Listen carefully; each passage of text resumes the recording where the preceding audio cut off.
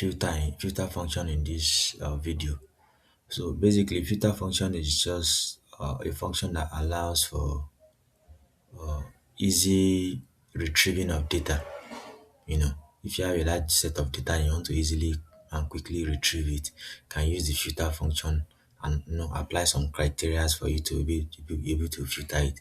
So in this video, we're going to be looking at it in like three stages, using the ordinary filter, using it with sum, maybe to just get the sum of like sales for some salespeople. Then we are going to like apply it in a real world scenario whereby maybe you are tasked or your manager told you to just give an interface where he or she can quickly retrieve what the sales people have done. So it's basically going to be in three stages. So the first stage, without further ado, is just to use the plain filter function. So the plain filter function gives you three parameters. So the array, basically all the data you are going to be filtering on. Then this include is basically a logical test. Basically that logic that you want to retain. Basically, if you want to retain like Billy as the salesperson, if you want to retain all the rows, then you add that logic there. Then the last one is if empty. If empty, maybe you want to return no data or no data found, that kind of thing. So let's go. Let's take for example, we want to populate or bring out all the rows or all the sales that Billy has done from January to August in this our data set here. So what we can do is just to call the filter, then our array. Our array will be the entire array here.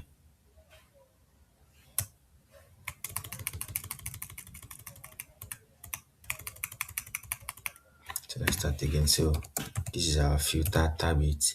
Then our array is everything here. Control Shift down, Control Shift right. So that's basically all our array. Then we go to the next parameter, which is include. So basically include is like a logical test. Let's just do it an example. So sales, let's say we want to include Bill. Billy is a salesperson, so we are going to pick him from the salesperson column. So we'll pick this whole column here.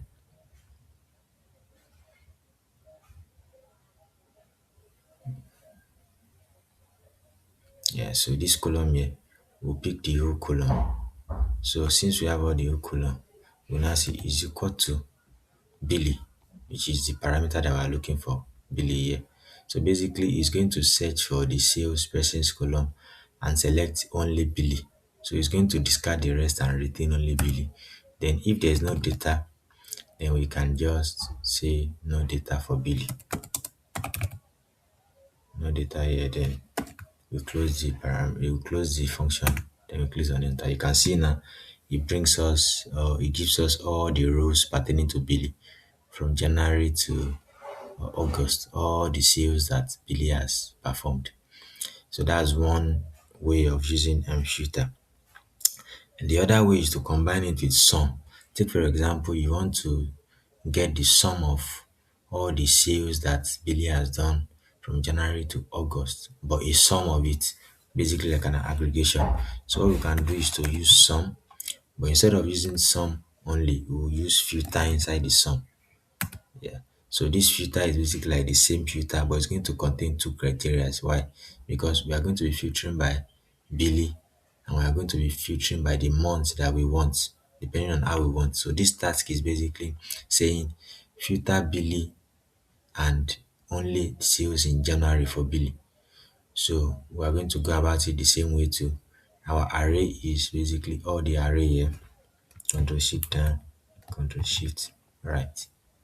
So we have all our array there now. Then we want to include. So what we're going to be including is our salesperson. So basically we'll choose the salesperson column. So we have the salesperson column is equal to Billy, which is our first criteria. Basically we are saying any row or any column, any row there that has Billy there, bring it in. Then our second criteria will now be the month. So the month starts from this place now. We'll just click on it, Control Shift right. So we picked all the month is equal to this our second criteria, which is January. So we are saying all the all the rows in salesperson that is equal to Billy, and all the column from January to August that is equal to January. Then you can say you can go to the next one, which is if empty. So if empty, just return no data.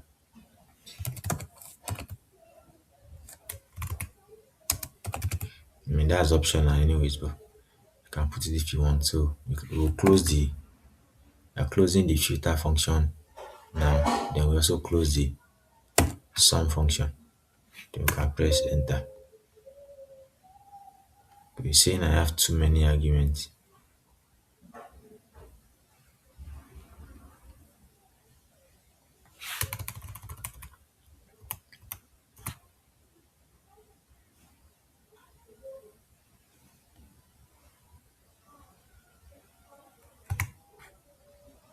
Yeah, you can see it work now. I think it was that last argument that I added that caused it.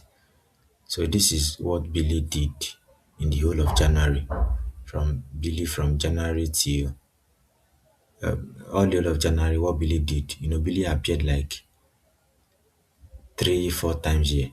Oh, sorry, 3 times. You can see it here. Billy appeared 3 times. So in the whole of January, when you combine, this is January here. When you add everything together, you can see that it gives you 1,000. This particular number here. So that's how you use a filter with sum.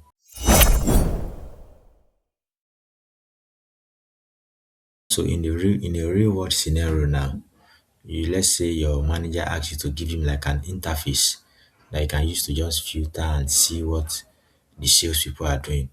So what you can do now, let's say you create another sheet. Let's just create another sheet here now.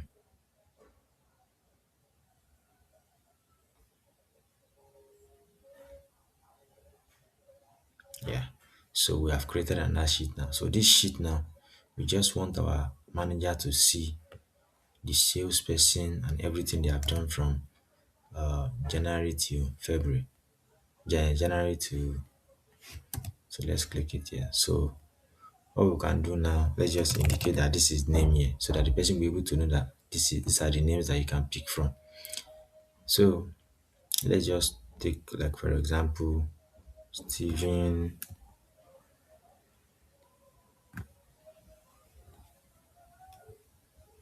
Steven Tero Billy. Let's just take for example say like three of those ones now. Let's add them here. Yeah, so we have three salesperson here now. Let's say now in this particular column, we want to do it in a way that when our manager comes here, the person wants to just get like a drop down. So the person is going to get a drop down. So that drop down is going to display like the names of the salesperson that you can just filter on and get what they have done. So what we can do now is just to do like a little bit of data validation. So we'll go to our data. We come to data validation here. Then we can choose on lists in this allow list because I mean it's basically a list of salespersons that we have. Now we can choose them from here now. So this is a data validation step anyways. So since we have our list, the list of our salesperson, you can just click on because we chose list. You can just choose on OK. You can see now we have a list of names that the manager can maybe choose from to check like the salesperson. So let's now write this filter function now so that we'll be able to display. So just like we saw the other time, we are going to choose from array. Our array is basically everything here, all our data that we have. Then our include, basically our include will be all the salesperson that we have in this particular column now. All the salesperson, just like we did the other time. So all the salesperson that we have is equal to, instead of is equal to um a static column, we are going to choose what we are going to be choosing here. So anything that populates here is going to be like the logical test for what we are doing. So we can just do, if it's empty, we can just do no data. So after no data, we can just close it and we'll get out. So basically what I did here was just to the normal filter that we had. We chose all our table. Then after choosing our table, we wrote the uh, condition. So basically the condition is table 13, the salesperson is equal to this, anything we choose here.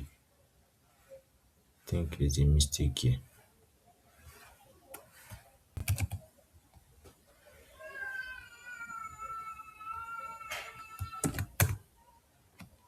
Yeah, you can see now. So there's no data. This is saying there's no data because we have not chosen any name.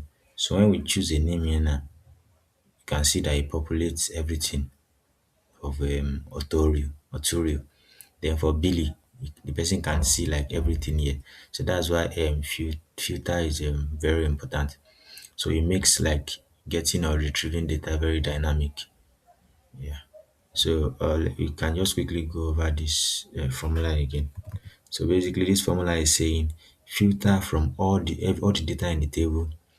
Then in this particular column, this sales person column, make sure that anything I put here is the same thing that is here. Then make sure they are equal. If they are equal, then populate the data. Bring out the data that is for that particular person.